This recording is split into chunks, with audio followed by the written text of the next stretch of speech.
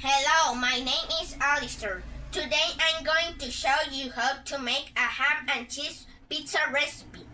Ingredients: pizza mass, 1 cup of tomato sauce, 150 grams of sliced ham, and 200 grams of mozzarella cheese.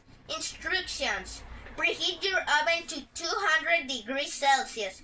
Stretch the mass. Roll out the pizza mass on a flat surface and place it on a baking tray. Spread the sauce. Spread the tomato sauce evenly over the mass. Leave a small space at the edges. Add cheese and ham. Cover the sauce with the mozzarella cheese and then place the ham slices on top. Bake. Bake for 50 minutes or until the cheese is melted and golden. Thank you very much. Bye.